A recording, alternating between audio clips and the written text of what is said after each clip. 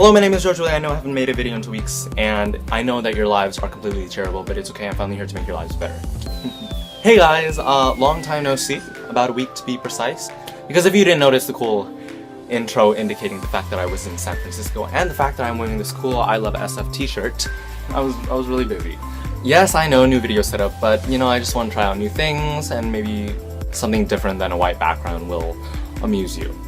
I thought it'd be best to explain my experiences on the trip for you, the viewer. Let's get started. The reason why I went to San Francisco was because I went to go compete at a festival with my choir. More details on that later. So from where I live, it takes about 8 hours to go to San Francisco. You know, when you're surrounded with a group of people that you generally love being around, the trip feels so short. Like, that's an 8-hour trip, and at TBH, that felt only 2 hours. So we came to San Francisco around 5 o'clock.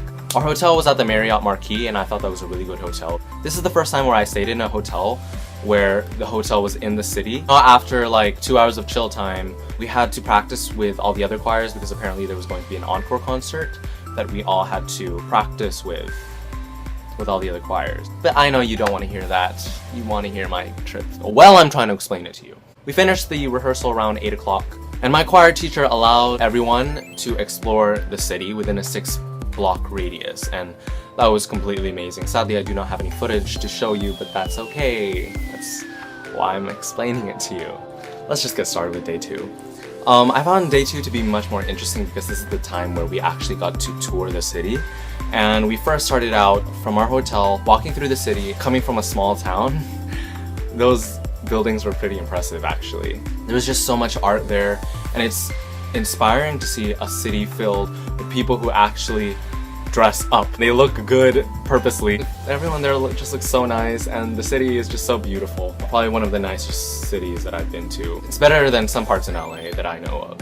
So we finally made our way to the Pier. It was basically filled with a bunch of people in a marketplace, similar to like a farmer's market, except this time it's on the pier and it's right by the ocean. Next, we went to this place called Twin Peaks. It's basically this viewpoint where you can see the whole city, and it's quite impressive. So that was really cool, so we took a bunch of pictures there. After seeing the overview of the city, we made our way to Golden Gate Bridge. By the way, I don't know why it's called the Golden Gate Bridge, because if you didn't know, it's red. The bridge looked like this shade of red. TBH, I was expecting something glowing and golden. How come it wasn't gold? I feel crazy now. JK. And sadly, I don't have any video footage of that, but it's okay, I have pictures. After the Golden Gate Bridge, we made our way to Pier 39, and that's the famous pier among San Franciscoans. San Franciscoans. Whatever. We spent about 3 hours in Pier 39 exploring all the cool things there. Specifically, the highlights were going to Ghirardelli Square, the famous chocolate place, even though I'm vegan, in case you didn't know. I didn't eat anything there, but that was cool. And then it's a pier, so you get to see more ocean. And I've already been to Pier 39 a year before. I have to say, it's amazing, actually. The pier is just so close to the water compared to Southern California piers, which are so high. Now let's go on to day 3. So day 3 was quite interesting. In the morning, my choir and I had to go to something called a workshop, in which we sing our festival music and we get critique from the judge who's going to be judging us in the festival the next day. We had positive comments, and I overall really enjoyed it, even though the fact that she was really critical. You want to hear more San Francisco stuff? I'll tell you. After the workshop, we walked all the way to Chinatown, which was not too far from our hotel, probably a 9-minute walk. TBH, looking at it from Google, I thought it was just one little street, and I was reading that it was apparently the largest Chinatown in America. And I was like, it looks really small. But I was wrong. As I went into Chinatown, I was amazed on how large this Chinatown was. Yeah, it's definitely bigger than the one in LA. Of course, so many Chinese influences. Basically, it's just a bunch of Chinese shops and restaurants and massage place and tea places, and there's a lot of Chinese lanterns hanging around. Something interesting happened when I was at Chinatown. So me and my friends, we went to go eat at this place called Chinatown Restaurant. How unique. And we thought it was a really nice place because basically we wanted to get some Chinese food to be immersed in the culture, you know? That Chinese culture. 25% represent. First thing the waiter comes up to us, "Hi, what kind of drink do you like?" Usually our customers, they get the big water bottle and they share it. And then we're like, "Oh, okay, sure. Why not? We go get for you, we go get for you." And little did I know that apparently it's California state law that they cannot charge for water. After we ate our food and everything, our bill came up to be like $100, and we were like, what?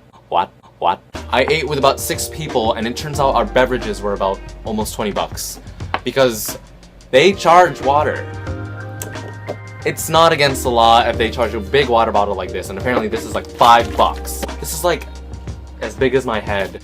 And of course, most people ate more than others, and some people paid more than others. It was quite expensive, and I'm never asking for the big water bottle ever again. So we paid $100. Chinese ripping us off. My culture, yo. After Chinatown, we basically had 2 hours to just have more chill time and explore the city. So my friends and I, we went to go get boba or ice cream and then just lay down at the Yerba Buena Park, which is like this really nice artistic park. Oh gosh, I want to live there so bad.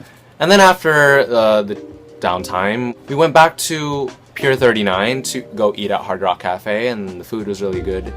And then after we ate at Hard Rock Cafe, we had a opportunity to experience more. I either had a choice to go back to the bus and go to the hotel, or I could go take the trolley, and that's probably the best $6 I've ever spent on that tour. It was so fun. These are like the trolley cars, the trams, if you're not from America. And we basically saw San Francisco at night, and it was so interesting to see all those big buildings and big lights. Man, I'm such a village person. It was just overall an amazing night. And I hoped I didn't lose my voice from yelling too much because the competition was the next day, and that was probably the best way to end my tour. But you know, we're not done, because the reason why we went there was to go compete. Which brings me to day 4. So I mean, if that's what you all just came for, you could just end the video now. But if you're still interested, you can still keep on watching. So that brings me up to day 4, game day. We were all really excited. This is the last festival for my choir teacher, and he's been teaching for more than 35 years, I believe, and he's been at my school for like over 20 years. There's a lot of pressure. So let me explain what this festival is. A festival is like a competition, but it's not. It's supposed to be an appreciation of music. Whatever that means. It's really competition. Just kidding, no. Yeah, it's to appreciate music, and this is called the Festival of Gold for a reason. Everyone who goes to this festival, it's an invitational festival of previous gold winners who have won gold in previous festivals in previous years, or last year, I believe, I don't know. And we were up against 21 choirs. Overall, I think there was 21 or 22 choirs, and it was being taken place at the St. Ignatius Catholic Church. It was quite amazing. The architecture, it was completely mind-blowing. Just when you hear the choirs sing, it's completely unbelievable because the acoustics are just so good. And all that art, though, it's the church ain't broke, they baroque. Get it? Baroque art. The term to describe the art of the Renaissance and whatever. You know what I mean. And of course, we sang our 4 songs, and we thought we slayed. We thought we did amazing. Better than all the other times that we've performed. After the festival, we got our scores, and my choir teacher did not want to reveal the scores, and apparently he was giving like a bad mood. He looked like he was in a bad mood, or he was just kind of disappointed, and that kind of turned all of us off. And then came the moment of truth. Our choir director revealed to us the scores, and it turns out we won. When we found out we were the top scoring choir, not in our category. By the way, there are 4 categories. There are the men's category, the women's category, the concert, and the chamber category, and we are a chamber choir. Apparently we scored number 1 in our category, and not only that, we were the number 1 top scoring choirs out of all the 21 or 22 choirs, and that was amazing. And when we found that out, it was mind-blowing. Completely mind-blowing.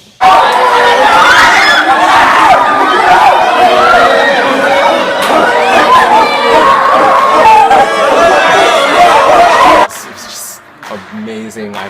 We've never felt so happy in our life. The benefit of being the top choir, we got to perform in the encore concert. And we did. That made our night, and we got back to our hotel late at night, and we basically departed home the next day. So that's all I have for you guys today. If you guys like this video, please give this video a thumbs up, and if you didn't like this video, please give it a thumbs down, because, you know, I'm totally fine with that. Never heard a YouTuber say that, huh? I guess I'll see you all next week. Maybe not. I don't know. Adios.